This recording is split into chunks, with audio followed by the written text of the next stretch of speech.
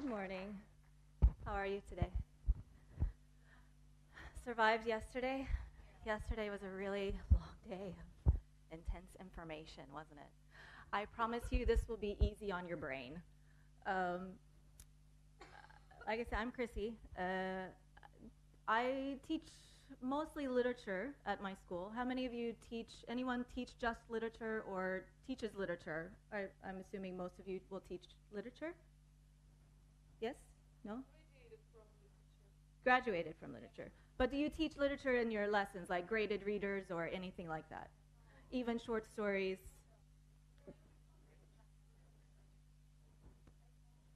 Say that again?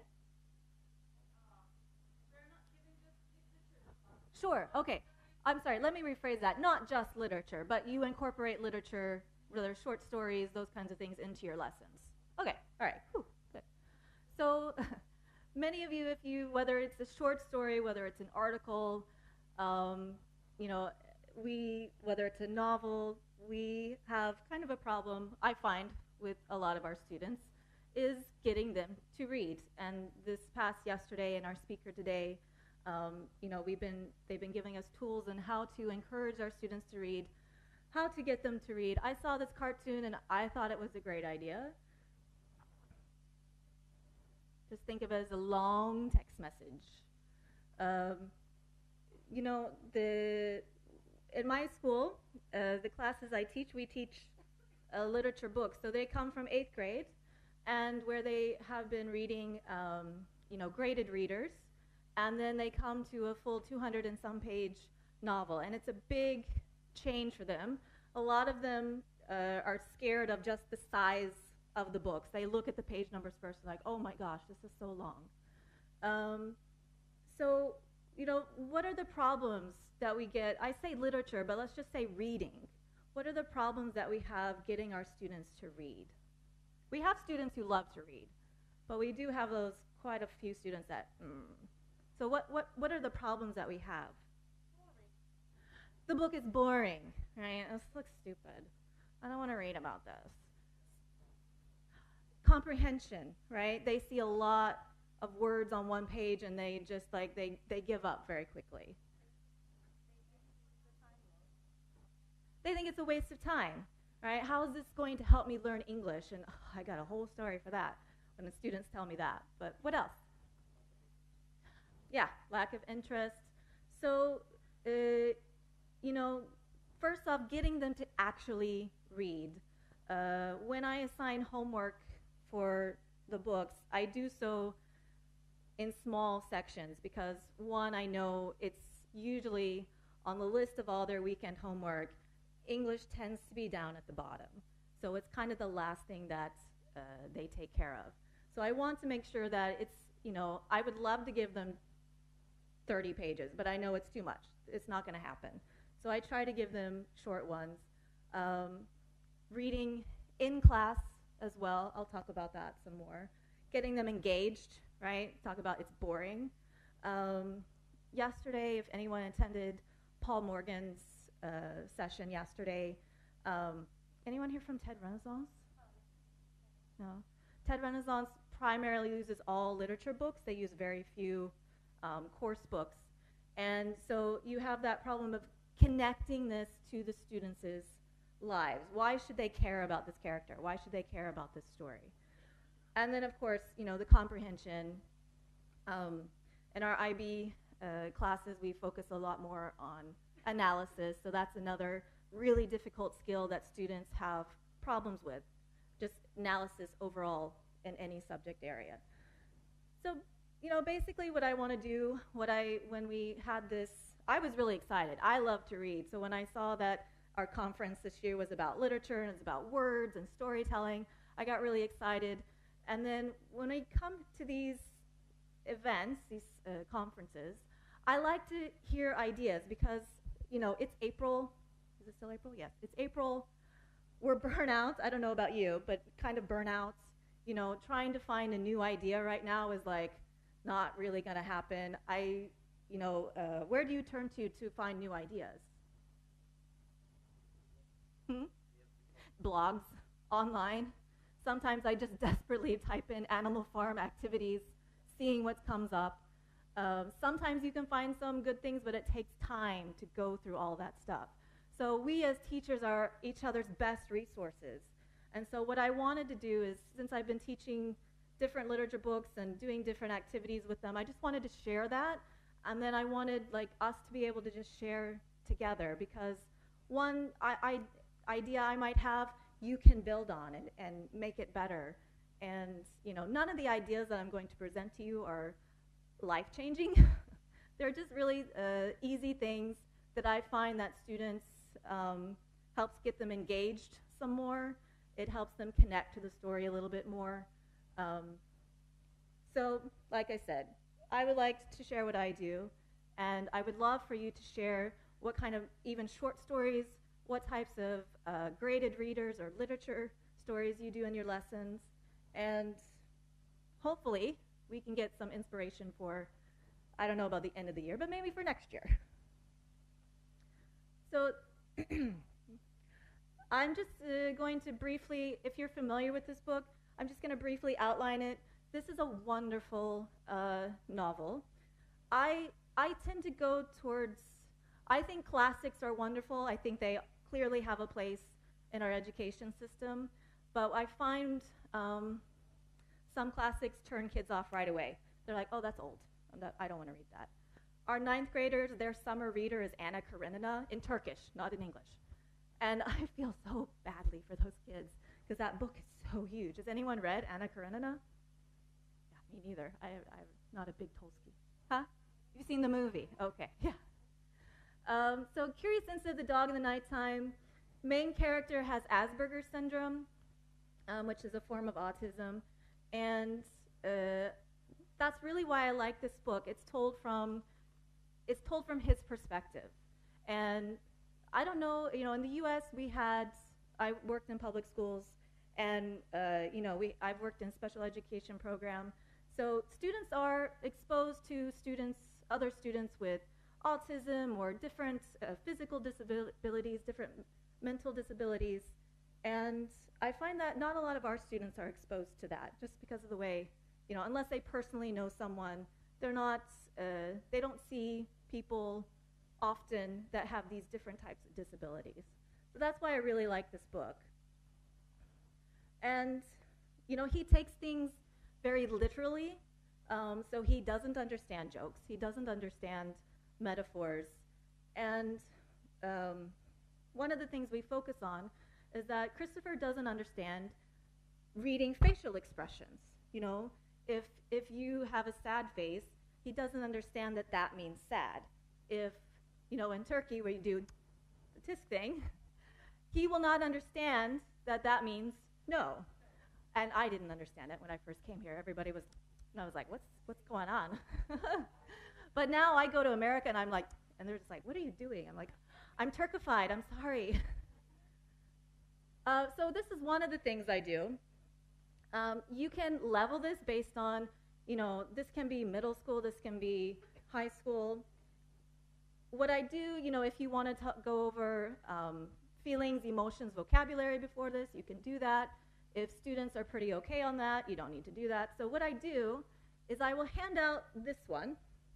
This has faces, and there's no emotions. And the students have to try and guess what emotion that means, because Christopher can't read faces.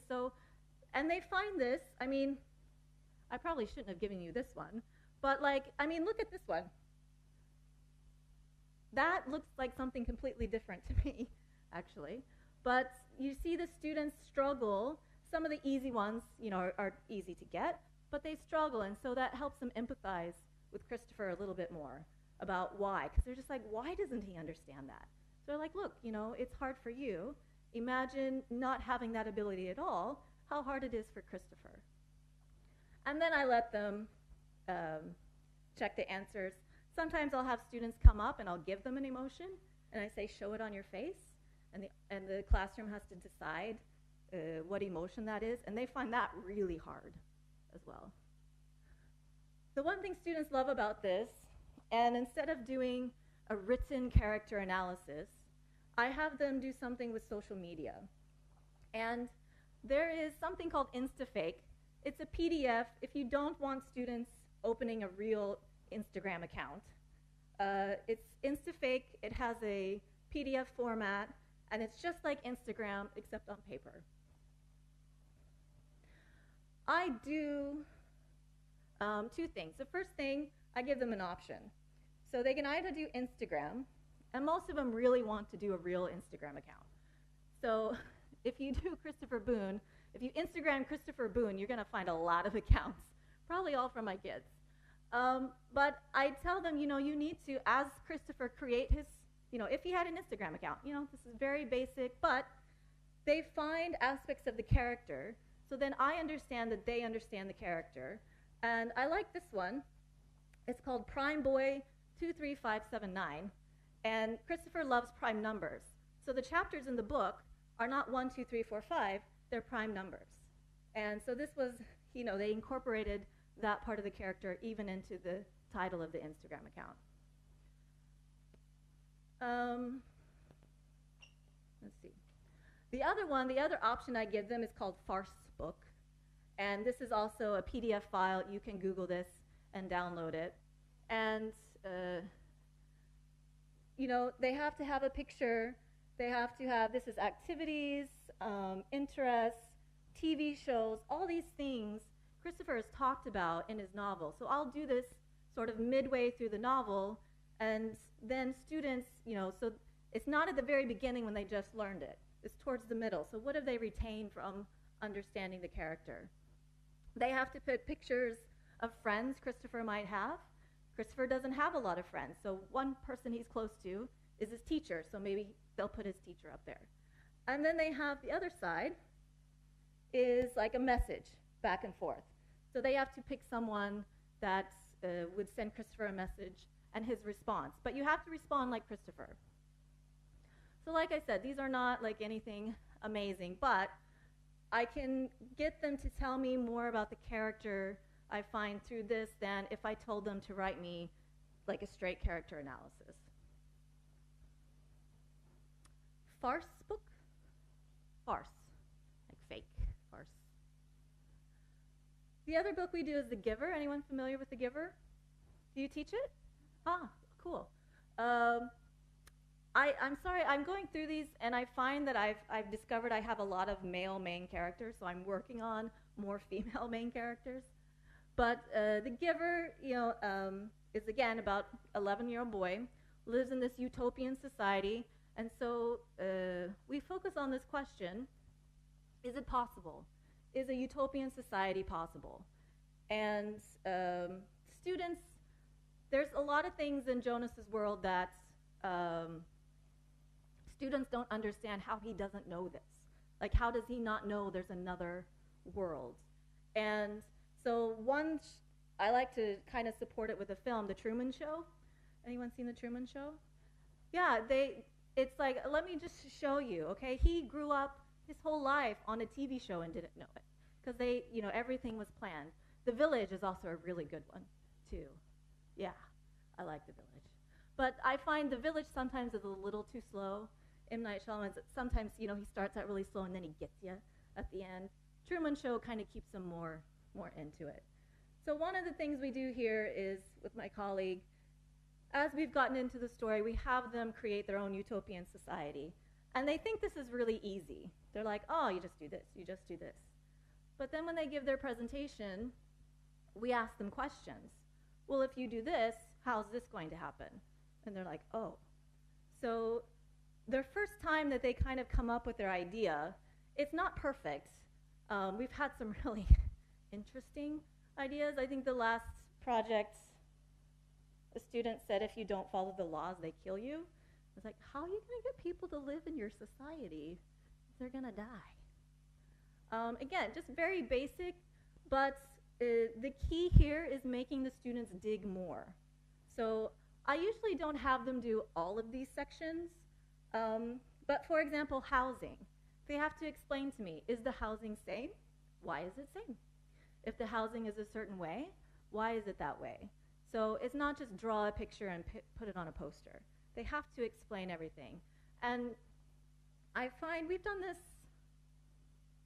2 years now. And, you get some real duds. But if you push them more, if you make them do it more, if you don't accept, a mediocre project, then they have to dig further. And we do have them present this in front of the class. And, sometimes their classmates are harder on them than we teachers actually are. This is another book. I just started teaching. It's my second year teaching it.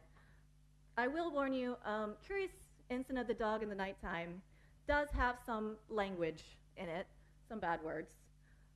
I will say this one does as well.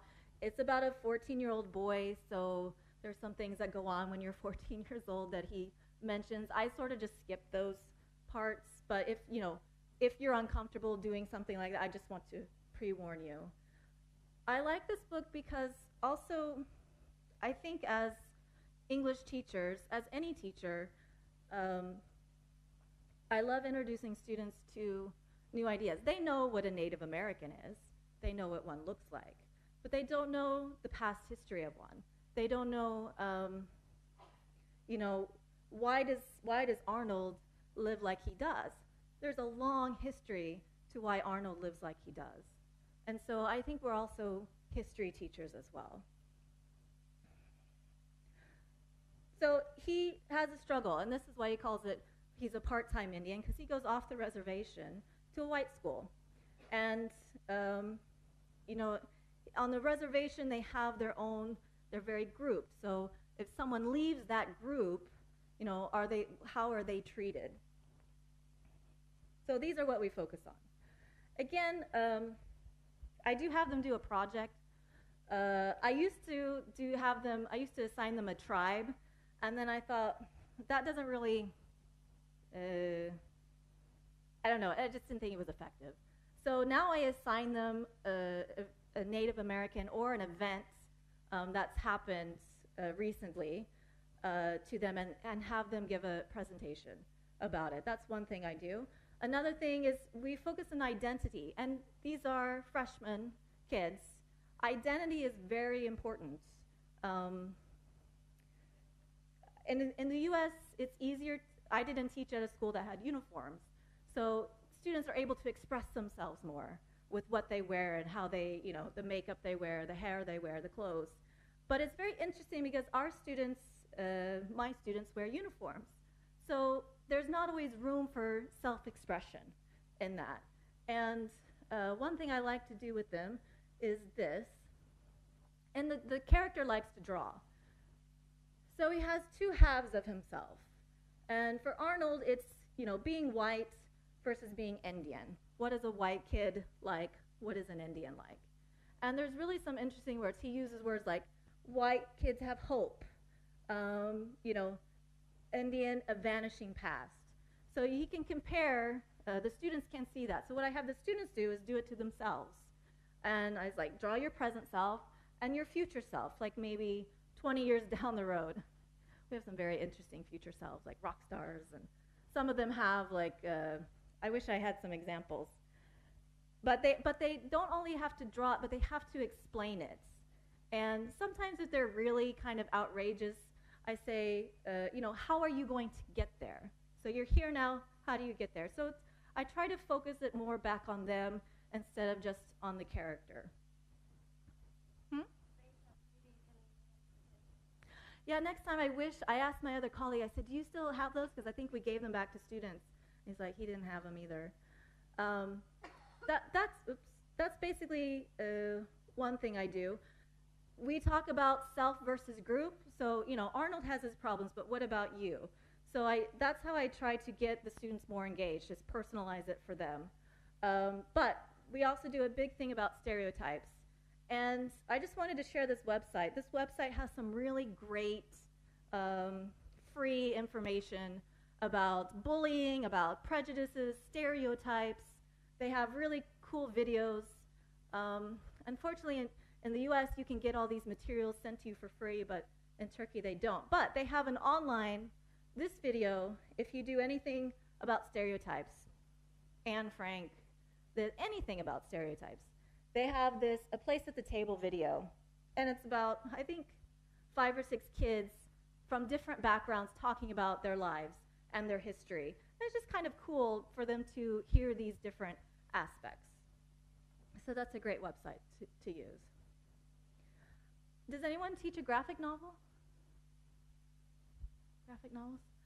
I started teaching, I was really hesitant to teach graphic novels because I don't know.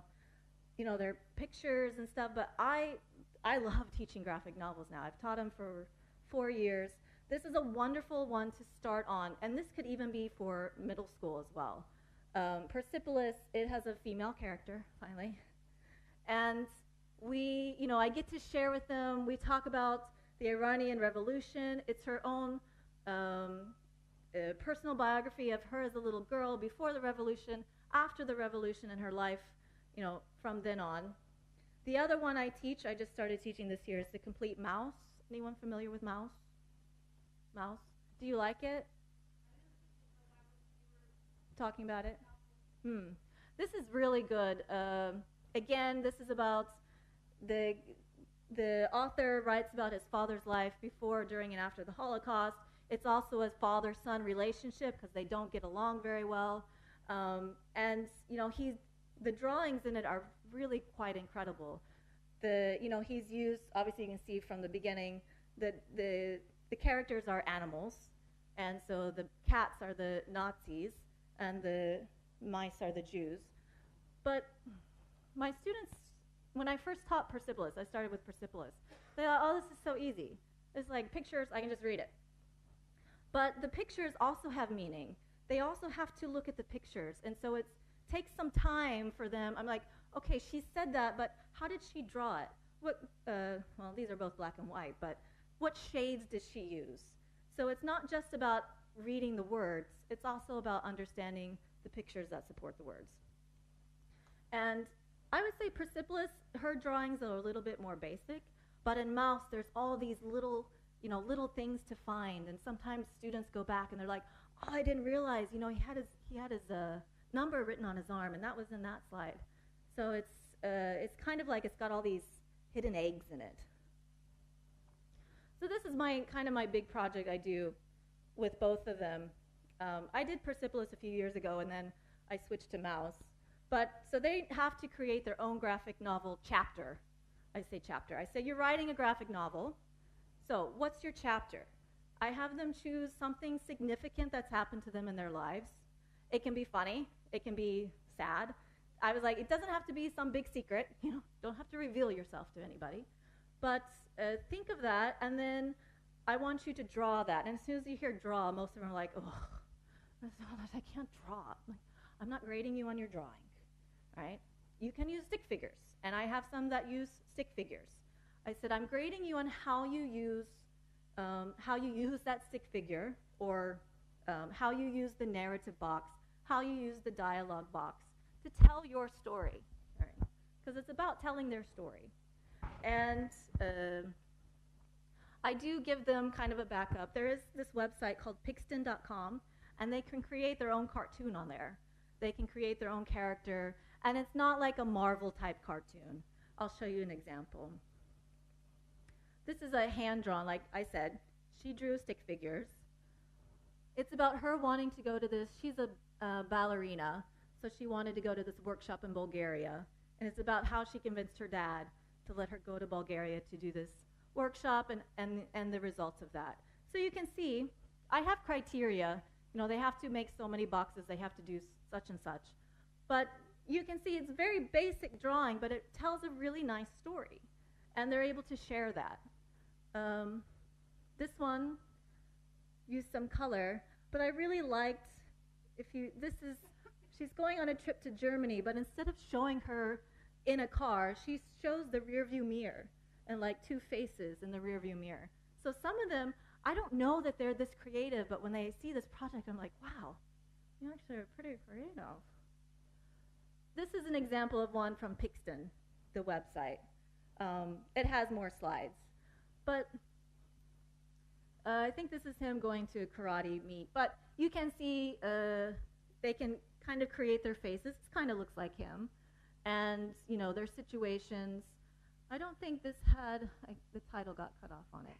But I find that when I assign these things, students always do these. They always turn them in.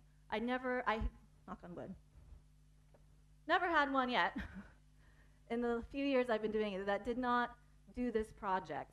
And, sometimes they like, even my really shy ones, they're not able to tell, maybe they're not able to tell their story out loud, but they can tell it on a piece of paper. Switching over to Animal Farm. Anyone teach Animal Farm? Love Animal Farm. Yes. This is one classic book I won't let go of. I've been teaching it for 6 years, and usually I get bored of books after 3 or 4 years of teaching them, but this one I just can't let it go. I love it because it's so relevant today, and it was relevant yesterday, and it will be relevant, I think, for a very long time. And of course, students, they're very politically acute, things that are going on in Turkey, things that are going on in America. They love to talk about that. I love to talk about that. But two things we kind of focus on, as far as like getting them to connect it to their world. We sort of do that every day, but we focus on propaganda, and there's this really cool documentary called 5 Steps to Tyranny. It's a little old. I think it was made in the 90s. But students' question is, this could apply to Persepolis, it can apply to Animal Farm, anytime there is people who are in power who are abusing it. And students don't know, how does it get there? They're like, Miss Chrissy, I wouldn't do that. I'm like, well, how do you know? You don't know. During the Holocaust and, what people did to each other. How can they do that? Well, you don't know. You might have. I might have. I don't know. So first it starts with them and us, which is something they're very easily connected to, because everywhere in the world there's an us and there's a them. And so we go through and they identify it. And the thing that came up this year is that I mentioned some things going on, and I talked about the Rwandan genocide, and my students didn't know about it. And I like to teach history too. I like to put history in there. So I started to talk to them a little bit, I'm not an expert, about what happened in Rwanda, what kind of led up to it, and then I would show them parts of the Hotel Rwanda, which is a really great video. But it focuses on us and them. And then, let's see, obeying rules is the second step. And it goes and looks at experiments that have been done, social experiments, some in the 60s about how clearly some people will obey rules. One thing was they would go on a train, and the guy would just come up to a person and say, can I have a seat? When there's like empty seats, and the guy would be like, okay, and he would just sit down and not ask. They said like about half the people who were asked to do that got up without a question and just let the guy have a seat. When they had a guy dressed as a police officer with him, asking him to sit down, everybody got up. So that power of having like what we view as maybe an authority figure. So then they, some of them still are like, I'd never do that. But we do a propaganda project. We spend a lot of time looking at different propaganda and everything, and then I have students create it for Animal Farm. And anyone familiar with Animal Farm? You watched it. Some of them these are some of my better ones. I said you can draw it. I said you can Photoshop, but there's criteria again. It has to have that meaning. Who are you trying to promote? What idea are you trying to promote here? And some of them, one year I had a kid just put Uncle Sam and I Want You as a pig face, and I was just like, no, you can't just copy other people's ideas. You got to come up with an original one. So these are some of the more clever ones. The main character, one of the characters is Snowball, and they start using him as an enemy, so Snowball causes an avalanche. But again, some of them draw it, some of them PowerPoint it, but I like this because it makes them have to analyze some stuff. If they're pro-Napoleon propaganda, why did you use this image? Why did you use this color? If you see the puppy, its eyes are blacked out, which is a little creepy, but Anyway, this year I got some very interesting. One, my student sent it to me. She said, "Mrs. Yoldash, I have two boys." She's like, "Don't open this one in front of children." And I was like, "Oh my God, what are you sending me?" And it was a little gory. Like, it was about animals, and it was a little scary. I was like, "Thanks for the warning, Elif." This one I have not done yet, but I'm teaching Animal Farm right now, and this is what I'm going to do at the end of the year. So I found this, again, as I was desperately looking for some activities, and from Pauline Hawkins from the Huffington Post. So what she does is she does this social experiment with her students. And so she writes these things on the board, these 5 things. You need to come up with a motto, a name, commandments, so rules, at least 4. How are you going to maintain this group? And then you need to begin functioning as a group. And that's all she writes on there, and then she sits back and just lets them do it. And she said some of the things, she's very surprised at who emerges as the leader, because she said there's always a leader that emerges. And she said even some of the ones that tend to be quiet, she said sometimes they get really, some of the commandments that they come up with are really, I don't know what the word, not interesting, but very like, whoa, that sounds like pretty crazy, like I wouldn't want to do that. So it gets the students to say, the students who are saying, I would never do that, I would never act like that, and then they're put into a situation where they have to do something like this, and then those like little evil tendencies tend to come out sometimes.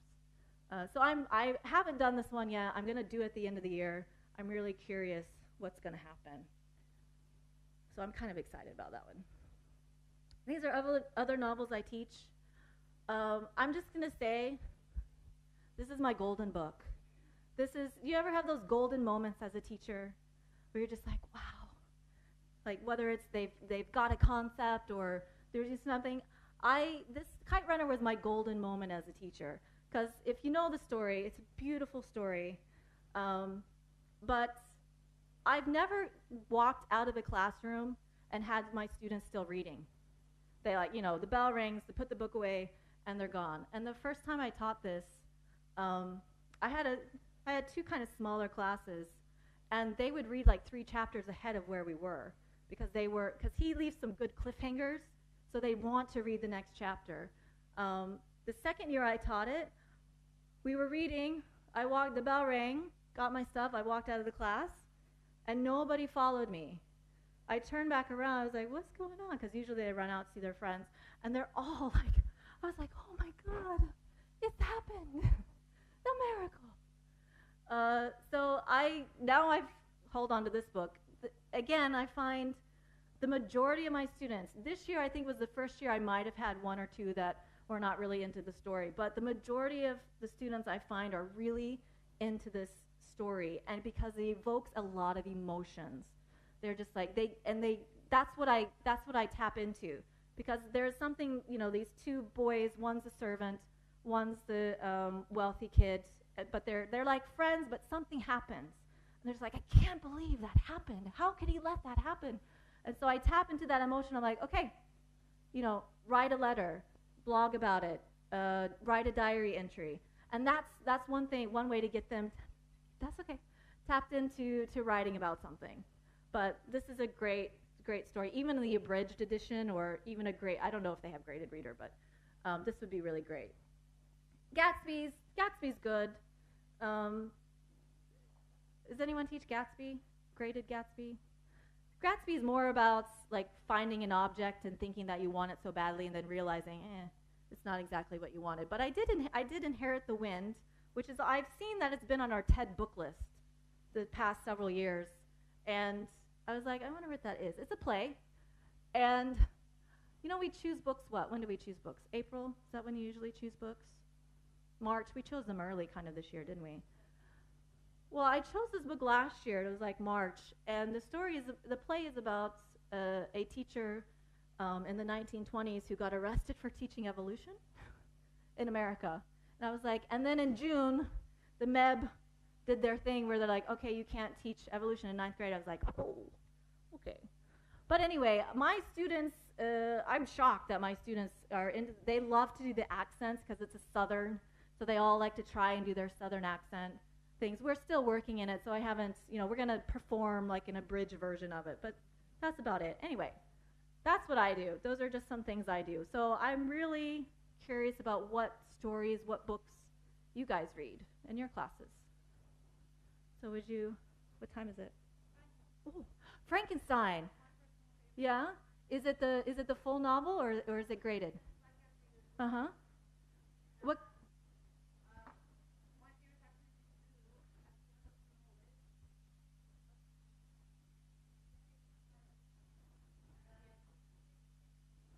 Probably most of you know the story.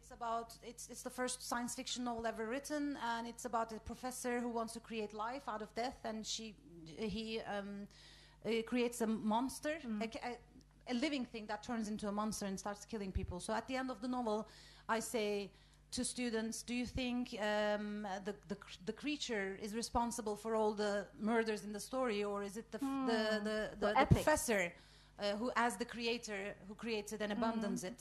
So they kind of split into the middle, and it turns into a trial activity. So they become the lawyers of Victor Frankenstein and the lawyers of the creature. Nice. It turns into a trial scene. That's one of my favorite books to do in class, along with The Giver.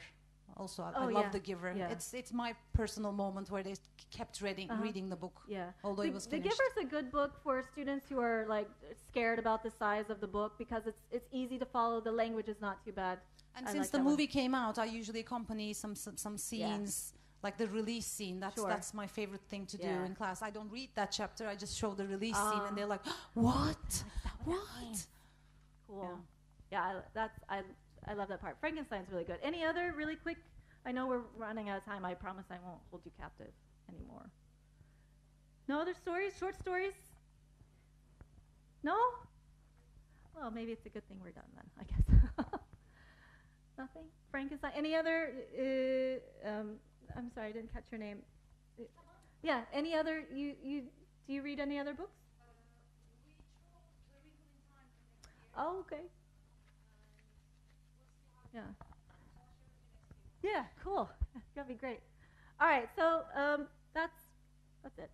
That's it. If I have, if any of the things that I talked about, if you're interested in getting the additional materials, I didn't show you everything that goes with it. I'll be happy to share that. I don't mind sharing it all. I'll be happy to share that to you. And hopefully next year, we can share more ideas about what we do. But anyway, all right, thanks, guys.